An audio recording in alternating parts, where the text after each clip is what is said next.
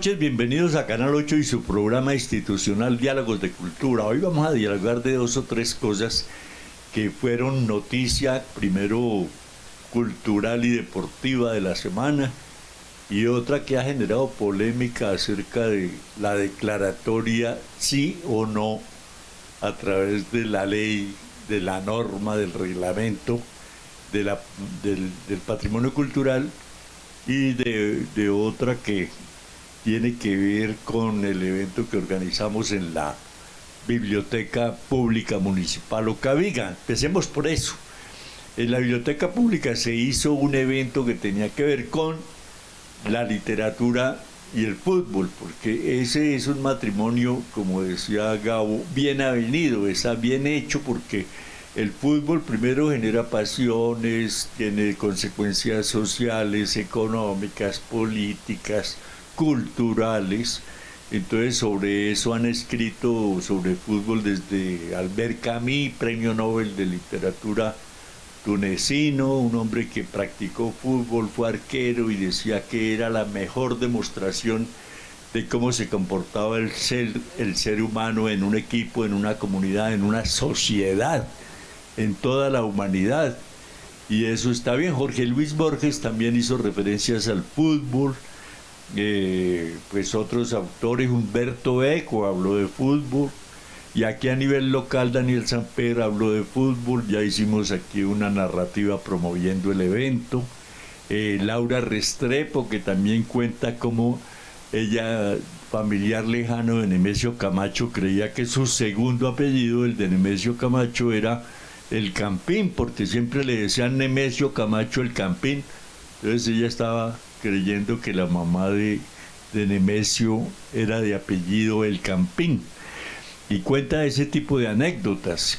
Y pues bueno, también hicimos una exposición de cuadros de Hernando Carrizosa, todos relativos a fútbol, y presentamos una camiseta que tiene que ver con el fútbol, la literatura, y una anécdota que les voy a contar. Invitaron a escritores latinoamericanos menores de 39 escritores menores de 39, y para la clausura nos invitaron a un sitio chévere, a un cóctel, y aproveché llevar una camiseta de entrenamiento del equipo de Brasil, y resultamos con que le pedía a Adriana Lisboa, una escritora, que me firmara la camiseta, y ella me dijo: pero ¿yo qué tengo que ver con eso? Yo escribo, yo no juego. Y le dije: no, pero ambas cosas tienen una relación muy importante, y le expliqué quiénes habían escrito, y me firmó. Me puso: con un abrazo de Adriana Ronaldo Lisboa. O sea, ella ayudó a crear esa unión, esa relación entre fútbol y literatura.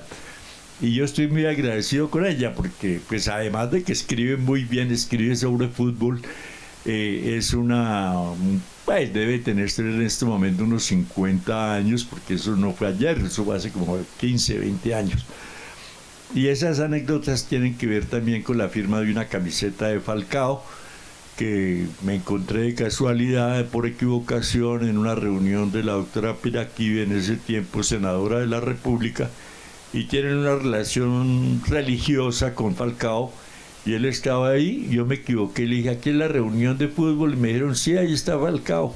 Y entré yo, y cuando yo entraba él salía, y aproveché, le dije: una firmita, y ya tenía lista la camiseta debajo de un libro, y me la firmó. Pero yo era a la entrega de la bandera de Colombia al equipo de fútbol que iba a representarnos en una Copa América. Eso estaba Juan Manuel Santos. Entonces eso fue hace unos 15, 14 años, ¿eh? Y entonces me encontré otra vez a Falcao, pues en el Capillano, ya en la casa de Nariño, y me regalaron una camiseta por cuenta de los patrocinadores, que era Cervecería Águila, y Falcao me la firmó. Y que él nunca firma Radamel Falcao García, sino que simplemente pone Falcao, y en las dos camisetas puso Falcao. Y los demás periodistas se dieron cuenta de que yo tenía un marcador más o menos durable y me pedían el marcador prestado para que otros jugadores pudieran firmarle camisetas. Eso fue una anécdota muy interesante, porque además la señora que me ayudaba a lavar la ropa me recibió un día con la noticia de que le había costado mucho trabajo quitar esa mancha roja que tenía la camiseta. Menos mal que fue una de las dos que me había firmado y todavía me queda una. Pero son anécdotas de quienes tenemos un valor distinto porque conocemos el fútbol, porque sabemos que es muy importante para los ciudadanos ir al estadio, desahogarse, gritar, echar vivas y pues irse para la casa triste o alegre, pero que no ocurran como el 5-0 que a las 8 de la noche ya teníamos más de 20 muertos por la celebración de haber ganado. ¿Qué tal que hubiéramos perdido por más? Y me gustó mucho que la final del fútbol colombiano entre Santa Fe y Bucaramanga terminara en lo que debe ser unos tristes los santafereños que se dejaron atajar 2 penaltis y un Bucaramanga alegre que regresó, nadie les puso tachuelas para la salida del estadio, llegaron a Bucaramanga, celebraron, le dieron la vuelta al estadio y no hubo un solo rasguño entre los hinchas de uno y otro lado y ni siquiera entre los mismos bumangueses que se abrazaban, gritaban, celebraban después de 75 años de participar en el Campeonato Nacional de Fútbol y ganan la primera estrellita, el primer trofeo. Todavía están celebrando. Pero eso debería ser una copia de lo que es la política también. En política, si gana uno, pierden varios, pues esos varios deberían de retirarse a preguntarse por qué perdimos. El programa de gobierno no fue suficiente, el equipo que mostramos para gobernar si ganábamos no era el mejor. Empezamos tardíamente, la orientación de la publicidad no fue exitosa, las redes sociales no respondieron como el jefe de mercadeo digital nos dijo. Bueno, preparemos un mejor programa, un mejor equipo, hagamos una reflexión acerca de qué tipo de publicidad. Eso deberían hacer los partidos. Pero lo que hacen es torpedear a toda hora, que se posesionó, que tiene la corbata torcida, que llegó 2 minutos tarde, que el discurso fue muy largo, y ahí empieza el rosario de noticias falsas que, bueno, una cantidad de cosas que impiden que el gobierno se dedique, como dicen ahora, 24/7 a gobernar, pero no, tiene que distraerse a contestar que sí, que llegó tarde, pero que estaba enfermo, la rodilla, que se tropezó y se cayó, que la corbata estaba torcida porque él no acostumbra a usar corbata y se la acomodó de cualquier forma. Cosas baladíes y tontas como esa, entonces se pierde mucho tiempo. Entonces los equipos de fútbol le dan a los políticos unas formas de ser, de recapacitar. Santa Fe ya está preparándose para otro campeonato. No está llorando sobre la leche derramada, sino organizando, reforzándose, cambiando táctica, estrategia, motivando a las barras. Todo eso, y por eso hicimos la exposición de fútbol y literatura. Gracias al Canal 8 también estuvieron haciendo presencia en la Biblioteca Pública Municipal, porque es un evento importante que eleva el nivel cultural, mejora el índice de lectura.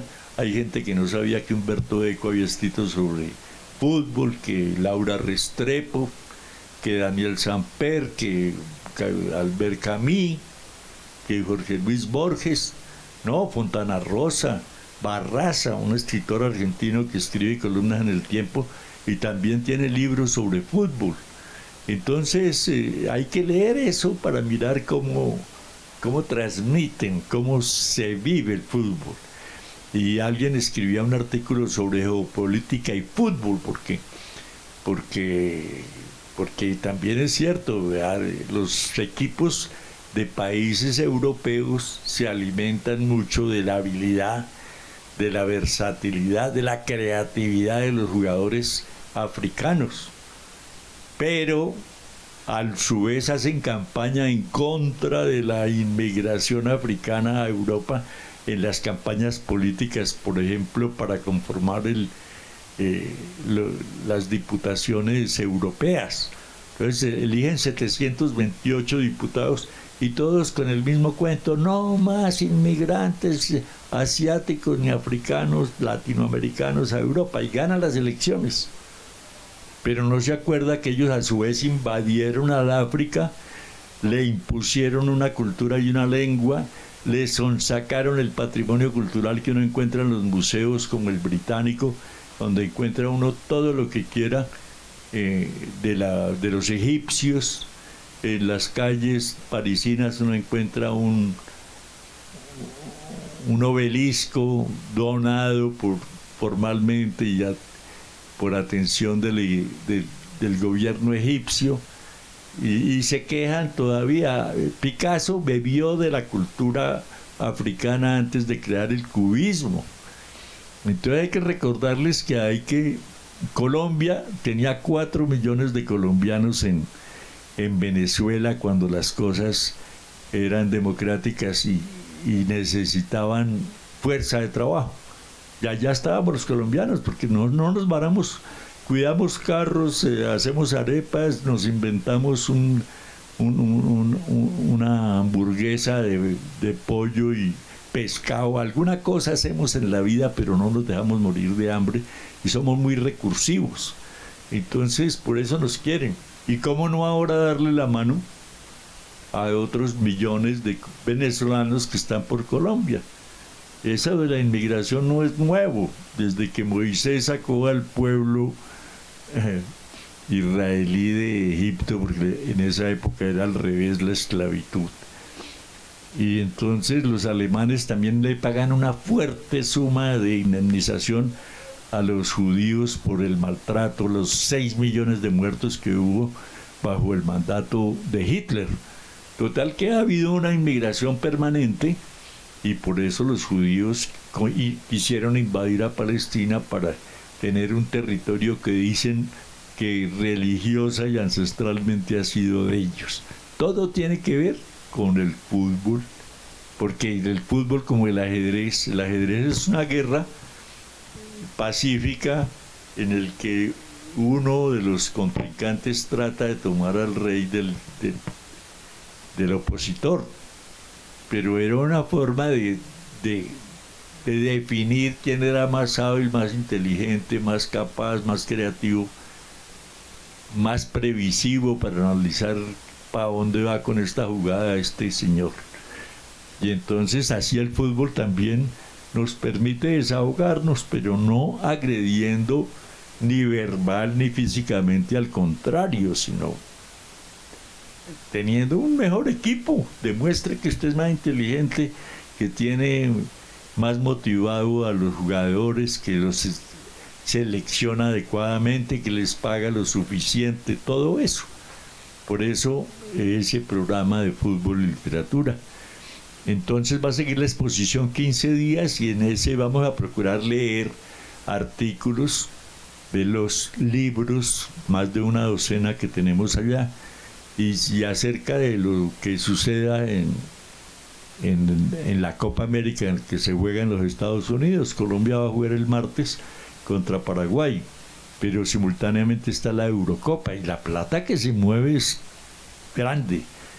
Van a repartir 100 millones de dólares en Estados Unidos. En América somos más pobres, pero en la Eurocopa se van a entregar 375 millones de euros, casi 400 millones de dólares, o sea, 4 veces más. Entonces se mueve mucho dinero, mucha plata, mucha publicidad. La televisión es más restringida, los canales nacionales no transmiten todos los partidos porque no tienen plata para pagar. Entonces necesitamos una televisión pública, pero una televisión física, en el sentido de que haya pantallas gigantes en algunos sitios públicos donde la gente pueda mirar los partidos con esas licencias que les da Wing o no sé, las otras empresas que transmiten los partidos a un alto costo, porque la publicidad que reciben también pagan mucho dinero para que puedan presentar esos partidos. Por eso es que a veces uno cree que las boletas son suficientes. No, si Ronaldo es apetecido porque juega muy bien, pero porque vende 1.200.000 camisetas al año, y por eso cambian el diseño cada año la camiseta, o le agregan una raya aquí, o le ponen el escudo a la derecha, a la izquierda, y tienen una para entrenar, una para jugar de visitante, una para jugar de local, y las camisetas valen a 400.000, 500.000 pesos, la original. Y los niños le dicen, papá, esa no es original. No me engañe, porque saben los detalles de la camiseta. Entonces se mueve mucho dinero, genera mucho empleo también. La gente de Medellín, si no gana Nacional, no clasifica a Medellín, o el Río Negro no participa, hay 4 meses sin ingresos, porque la gente que va al estadio, que vende las boletas, que vende las arepas, las gaseosas, los jugos, no tiene trabajo, y sin embargo tienen que pagar arriendo por un metro cuadrado que necesita para vender las empanadas. Entonces todo eso tiene que ver con el manejo de la economía. Quien fabrica las camisetas de la Selección Colombia y no clasifica, pues pierden plata, porque ellos están esperanzados a venderlas a 150.000, y les toca. Yo he comprado camisetas oficiales a 2.000 y 3.000 pesos, porque al otro día el segundo partido perdió, la camiseta se desvalorizó. Entonces todo eso tiene que ver con fútbol, y con quienes escriben y quienes hablamos del tema, pues estamos haciendo literatura, oralitura, escritura o televisión, como hacemos en este caso. Bueno, otra noticia de la semana fue el sombrero de Carlos Pizarro. El presidente va a Suecia, encuentra que unas personas tienen un sombrero que usaba en vida Carlos Pizarro León Gómez, y dice que ese es un símbolo. Entonces, como símbolo, porque pues es de parte de la historia de Colombia, y no me parece que esté equivocado, pero no es un bien de interés cultural, porque no ha tenido el proceso que dice la ley 1185 del Ministerio de Cultura, que hay que argumentar, hay que razonar, hay que presentar un estudio con muchas motivaciones para que un bien que a alguien se le ocurrió en un municipio, en una vereda, declarar un bien como de interés cultural, porque es un paisaje como el del caso cafetero, o la laguna de Siecha, la capilla que hay allá arriba de Huasca, o porque simplemente el sombrero vuelteado tiene que ser declarado un bien de interés cultural. Primero porque se hace con caña flecha, lo hacen en un municipio de Córdoba, unos indígenas, tiene su mensaje a la hora de tejer la parte frontal del sombrero, lo venden muy barato, entre otras cosas, y después los chinos lo copian, lo fusilan y lo quieren vender en el mismo Colombia, y nosotros distinguimos, como los niños las camisetas, un sombrero original de una copia burda, de un material que no es caña flecha, que no tiene la simbología. Entonces, cuando hay tantos argumentos, se presenta a través de los vigías del patrimonio, del gobernador, del alcalde, ante el ministerio, y el ministerio analiza una serie de datos. Voy a leerles algunos que encontré para que la UNESCO, que es la entidad de la ONU y que rige la cultura y la educación, para declarar un bien de interés cultural, les voy a leer algunas cosas que establece con todo rigor para que un bien sea declarado como de interés cultural. Entonces dice: características de los sitios o monumentos para ser incluidos en la lista de Patrimonio Cultural Mundial. Representar una obra maestra del genio creativo humano. Representar una importante combinación de valores humanos en un periodo de tiempo determinado o en determinada área cultural en el mundo, sobre desarrollo en arquitectura o tecnología, arte monumental, planeación de ciudades o diseño de paisajes, o conservar un testimonio único o excepcional de una tradición cultural o una civilización desaparecida, o ser un ejemplo excepcional de un tipo de construcción o un conjunto arquitectónico o tecnológico o paisaje de los cuales ilustren significativas etapas en la historia de la humanidad, o ser un extraordinario ejemplo de asentamiento tradicional humano o de uso de la tierra representativo de una cultura o culturas, especialmente cuando éstas hayan adquirido un estado de vulnerabilidad bajo el impacto de cambios irreversibles, o estar directa o tangiblemente asociado con eventos o tradiciones vivas, con ideas o creencias, con obras literarias o artísticas de excepcional significancia universal. El comité considera que este criterio debería justificar la inclusión de la lista solamente en excepcionales circunstancias y siempre en conjunto con otros criterios culturales o naturales. Eso para decirles a ustedes, televidentes de Canal 8, que no es fácil conseguir que se declare un bien como de interés cultural, ni a nivel mundial en la UNESCO, ni a nivel nacional en el Consejo Nacional de Patrimonio Cultural. No es que yo quiero que la casona de Santa Rita sea un bien de interés cultural, que la casa de los Parra, diagonal a la parroquia de Santa Lucía, sea un bien de interés cultural, porque conserva la cubierta en teja de barro, ventanas y puertas en madera, rejas forjadas en hierro, y tiene todas las características para ser un bien de interés cultural arquitectónico. O la iglesia parroquial de Santa Lucía. Sí, la iglesia tiene una tradición, es sitio de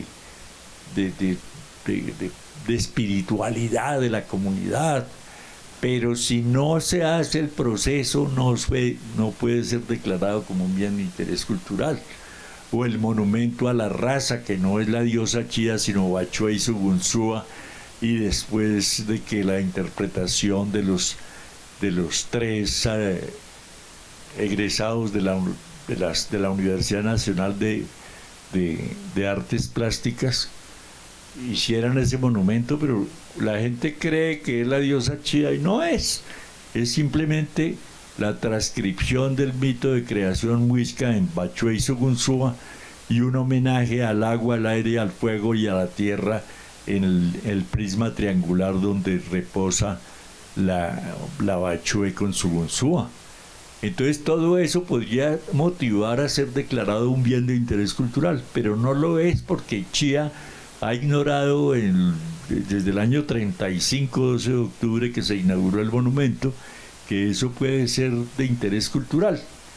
Entonces no ha habido un alcalde que lo promueva, que encargue a alguien que sepa, que se asesore del Ministerio de Cultura, de dependencias culturales de la gobernación, o gente de la comunidad, que al contrario, como el alcalde está equivocado cuando dice que aquí no hay quien sepa de eso. Pues sí, hay mucha gente que sabe de eso, lo que pasa es que no la convocan, no les piden el favor y además no les pagan. Entonces él cree que la cultura es esa base de favores, y no hay tal, la cultura también cuesta. Un artista tiene que comprar óleos, vaya, compre un potecito de óleo de alguna calidad y vale 40.000 pesos. vaya, compre un bastidor, la madera, construyalo, pídale a un carpintero que lo haga, hágale el tratamiento al lienzo previo a la pintura definitiva que va a ser de la obra que va a pintar el maestro o la maestra. Y eso es no de la noche a la mañana. La idea se la craneó hace tiempo, pero él tiene que transcribir la idea, la creación que tenía en mente al lienzo, y puede demorarse 2, 3 años haciendo una obra de gran formato. Después tendrá la técnica ya definida y la habilidad para pintar una obra en un día, pero eso es a través de 30, 40 años que adquiere esa habilidad. Entonces todo eso hay que pagarlo. A veces Picasso hizo una paloma en una servilleta con un solo trazo y la gente decía, qué maravilla, eso lo quiero tener yo. Y se fue Picasso y todo el mundo pendiente de coger las servilletas. Picasso se devolvió, la arrugó y se la metió en el bolsillo. Entonces hay que reconocer que los artistas también tienen obligaciones, pagan la luz, el agua, el teléfono, los impuestos, la cuota de administración, el transporte, la salud, tienen que vestirse, entonces hay que pagarles. El municipio debía tener una pinacoteca en el lote que recibió del señor Mojica, le dejó el mejor parte del lote y le dio licencia para construir, y tiene una casa derruida, un cerramiento oxidado. Deberían de hacer una galería de arte para promover a los artistas de Chía, para invitar, para que Chía sea destino turístico cultural, como siempre se dijo. Chía es educativo, turístico y cultural. Educativo, pues sí, la Universidad de La Sabana, buenos colegios, pues están en trámite, pues el José Joaquín Casas, el Escribá de Balaguer, el edificio del Centro Administrativo Municipal, pero nos falta más apreciación del arte, formar públicos para el arte, hacer subastas de arte y mandar los muchachos de los colegios a mirar otras cosas en Bogotá, en otras partes del mundo. Pero ir al Museo Nacional, al Museo de Arte Moderno, ir a la Galería Santa Fe, en el barrio La Concordia, en la Candelaria, eso es gratis. Y hay días del mes en que si se consigue una cita se pueden llevar 30. Ahí tenemos 5 busetas paradas al lado de tránsito y no se utilizan. Entonces todo eso tiene que ver el alcalde y la administración para que realmente se cumpla ese postulado de educativo, turístico y cultural de Chía. Pero vamos a hablar de otro tema que es el que tiene que ver con que no concluimos las obras en Chía, pero sí queremos afiliarnos a un club cuya entrada es costosa y cuya participación es aún más costosa. Entonces, si no tenemos plata para terminar un edificio, ni un colegio como el Escribá o el José Joaquín Casas, mucho menos para pagar unas cuotas que la región metropolitana demandaría. ¿Cómo le parece que la anterior alcaldesa Claudia López, en una presentación vía streaming en el Teatro Sea Maíz, le decía al alcalde anterior: no venga a pedir plata aquí, traiga toda la que pueda, porque eso van a necesitar obras? Regiotran tiene un presupuesto como de 320 billones, eso es una plata grande, y va a ir de la estación del tren de la Sabana a Zipaquirá. Entonces los socios serían ahí Cundinamarca con Chía, Cajicá y Zipaquirá, que pongan el 50%, y Bogotá que ponga el otro 50%, porque viene simplemente de Bogotá a Chía. Ese 50% vendrían siendo 160 billones de pesos. Y Zipaquirá, Cajicá y Chía dividido por 3 daría algo así como 54 billones de pesos para una obra. Los tenemos y no tenemos plata para terminar los colegios y el EDICAM o la vía que nos pasaría derecho de Cota a la autopista del norte. ¿Cómo vamos a pagar esos 54 billones de pesos? No hemos hecho ni siquiera una ciclorruta de la estación del tren La Caro hasta las veredas y la parte urbana de Chía. No tenemos plata para eso. Entonces el presupuesto se gasta en una nómina que es milenaria. Ya vamos en 2000, decía el alcalde anterior, 2000 personas trabajando para Chía. Y uno dice, pero ¿para qué queremos 2000 personas? No estoy negando que necesitamos emplear a la gente que sale egresada de las universidades y muchas veces como obreros, pero los necesitamos realmente. Se ha hecho un análisis ocupacional, se hace una reforma de la estructura administrativa a través del Consejo Municipal. Estamos preparados, tenemos campos deportivos, tenemos las petares que no funcionan, son verdaderas petardos, no petares, porque no funcionan. Entonces lo que hacemos es dañar el río Bogotá, y ya están diciendo que el río Frío está inmaculado, que eso da gusto tomar agua allá en el río. No es cierto, es lo más contaminado del mundo. Pasa uno ahí por el semáforo rumbo a Fonquetá y ese río huele a... Bueno, y para qué contar lo que pasa por el lado de Yumbo. Pero entonces tenemos que pensarlo y consultar a la comunidad. No que el alcalde hace un mes dijo, no, Chía está interesadísimo en participar en Regiotran, pero él se le olvida que es el Consejo Municipal que tiene la potestad y la función de aprobar o no la inclusión de Chía a la región metropolitana. Y ayer lo negaron, dijeron, no, Chía no está en condiciones de ingresar. ¿Por qué? Porque eso supone costos altísimos para la comunidad.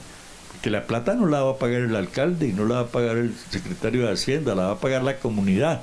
Porque si se meten en los 54 billones, toca triplicar los impuestos predial. Y aquí se han utilizado mal, yo creo, esas sesiones tipo A que nos van a meter en un problema de salud mental, porque los niños viven hacinados en los edificios y terminan siendo hiperactivos porque las energías que consumen no las pueden consumir en una zona verde amplia, con un parque, con aparatos que les permitan ejercitarse y después ser mejores ciudadanos. Muy agradecidos, pero aquí ya tumban 2 casas y hacen un edificio donde vivían 8 personas, ahora viven 400. Y las vías son las mismas. Entonces esas 400, cada 2 tienen carro. Más contaminación, más congestión de vías, no tienen alcantarillado, no tenemos agua, la tenemos que comprar al exterior. No que tratamos de recuperar la riqueza hídrica que tuvimos, están tapándose los humedales con urbanizaciones como Torca, pero ya hay licencia para eso. Entonces yo creo que estuvo bien, y felicitar al Consejo Municipal, que hay que ser más prudentes. No, uno puede, ciudadano, devengando un sueldito modesto, querer meterse al Club de los Lagartos, al Country Club, a cosas que no tienen con qué almorzar los lunes y meterse uno a pagar una cuota millonaria para ser socio de un club al que no puede ir, porque si quiere llevar a los niños 2 helados le valen un curvo de plata, y el transporte para llegar allá, y pues uno no puede llegar de cualquier manera. Entonces tiene que llevar tenis de marca, corbata, en fin. Entonces no nos metamos en un club al que no podemos pertenecer porque no tenemos con qué. Y no es una necesidad urgente. Necesitamos un tren de cercanías. Sí, claro. Chía no puede gastarse 4 horas para ir y venir al trabajo o al estudio en Bogotá. Eso es el colmo de los colmos. En Europa va uno y 2 minutos, la gente corre porque el próximo tren sale dentro de 10 minutos, 10 minutos perdidos. Entonces corre a abordar el que está ahí a 30 segundos, 1 minuto. Porque no se pueden perder los 10 minutos, y nosotros 4 horas y media. Eso es como dicen, el futuro la cobra. Lo cobra porque uno no tendrá tiempo para otras cosas, para estudiar, para dedicárselo a la familia. Cuando celebraron el 1 de mayo la primera vez, la justificación era que los niños que ya trabajaban a los 10, 12 años y los papás y la mamá regresaran a la casa para compartir en familia. Entonces decían 8 horas de trabajo, 8 horas para el descanso y 8 horas para la recuperación, o sea, para dormir y comer en familia, porque esa es una de las formas de generar nuevas ciudadanías que realmente respondan a un futuro. Entonces la pregunta grande es, ¿qué tipo de sociedad queremos en 10, 15 o 20 años? Y no tomaron la idea de mucha gente que cuando se hizo el acuerdo 17 del año 2000, que es el plan de ordenamiento territorial, todo el mundo dijo, chía, como cada vez tiene menos territorio para la agricultura y la ganadería, pues dediquémosla como un centro tecnológico, una ciudad de la tecnología. Y entonces muchos pararon los oídos y dijeron, hola, sí, y ahora sería un éxito rotundo. Y el acuerdo 17 es del año 2000, son 25 añitos perdidos, pero todavía se puede recuperar haciendo una zona franca tecnológica que requiere poco espacio y mucha gente, mucha tecnología. Entonces, antes era una oficina con mesa de juntas y baño privado, ahora no, ahora es un cubículo de 1 metro cuadrado para un ingeniero de sistemas que haga aplicaciones, que haga plataformas, que haga programaciones. Entonces dice uno, no necesita mucho espacio, necesita gente capaz, inteligente, con horarios que les permita pararse cada hora, tomarse un café, un agua aromática y retornar al café para que no tenga deformaciones de columna a los 25 años. Entonces es cuestión de elegir a gente realmente con mente capaz de programar el futuro inmediato y el lejano. Yo les he dicho aquí a través de estos programas que nosotros programamos a 3 años. El alcalde dice que hasta ahora empieza el 1 de julio porque no ha hecho nada. La gente dice, hola, ya se posesionó. En cultura no han nombrado, en la EFAC, la Escuela de Formación Artística y Cultural, no han nombrado los maestros y los alumnos están perdiendo el tiempo. La mamá no sabe qué hacer con el tiempo libre mientras ella trabaja.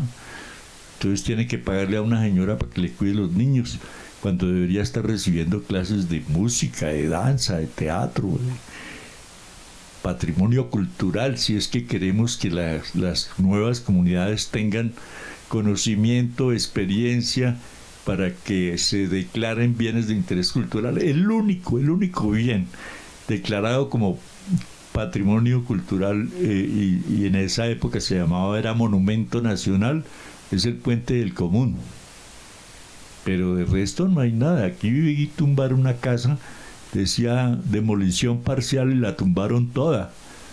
Ahí por la calle de la Luna, que nosotros llamamos la calle de las mujeres, que al otro extremo del centro histórico, que yo no creo, cada vez pierde más la calidad de histórico, estaba Chué. Bueno, pero todo eso para decirle gracias al Consejo por ser prudente y no meternos a un club donde la cuota inicial es muy alta y la cuota de sostenimiento es impagable para los ciudadanos de Chía. Entonces manejemos la cosa integralmente. Vamos a hacer un receso y después vamos a hablar de otro tema de orden cultural. Ya para terminar de patrimonio, pues espéreme Alejandro, por favor.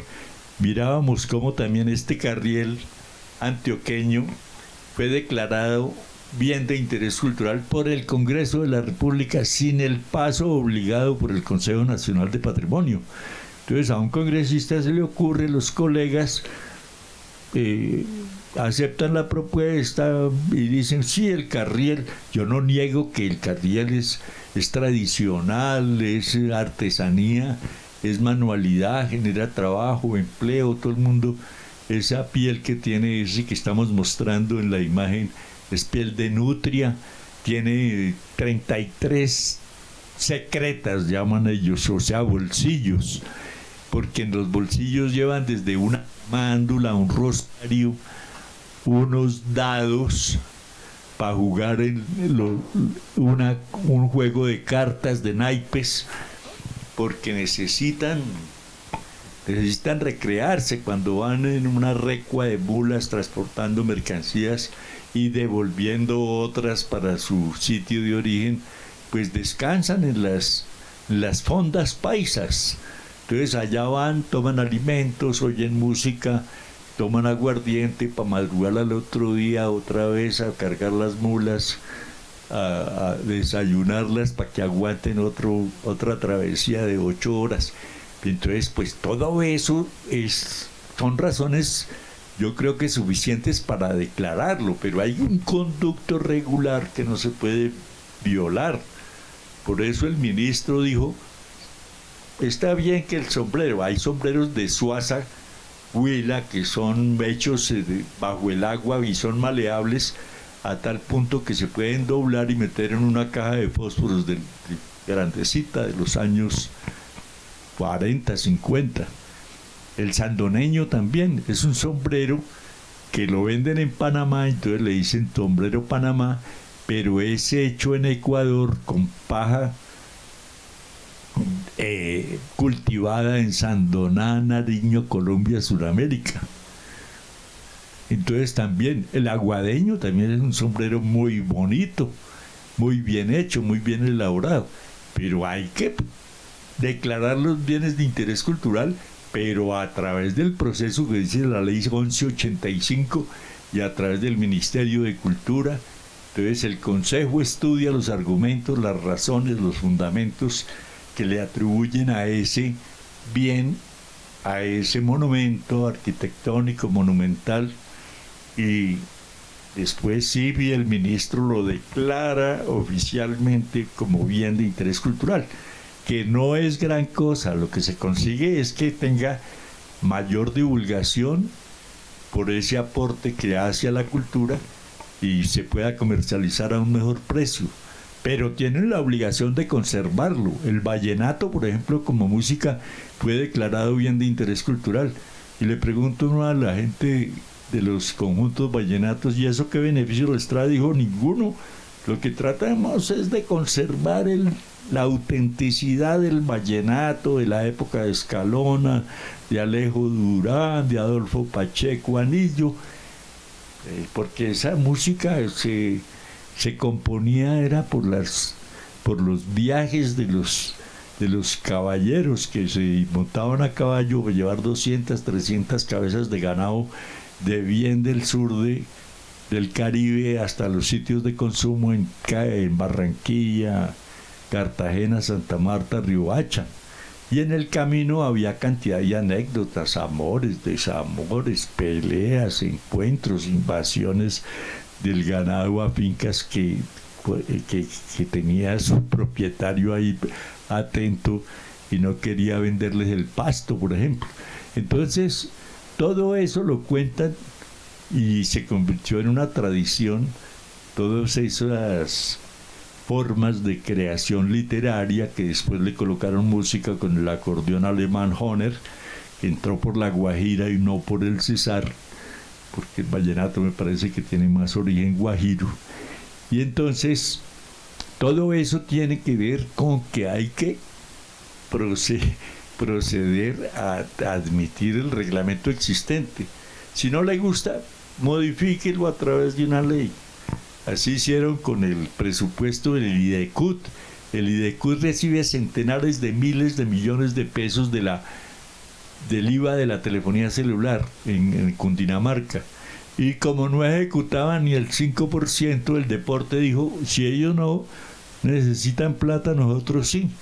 Hay que hacer escuelas de fútbol, hay que hacer campos, hay que contratar entrenadores, preparadores físicos, motivadores, médicos, masajistas, aguateros, utileros, y le quitaron un poco del presupuesto, pero a través de la ley. No es de que usted que no utiliza plata, páseme un poco a mí, no. Y nosotros podemos decir lo mismo. A Patrimonio de Chía no le dieron 1.138 millones para pintar el puente del Común, que nunca tuvo pintura.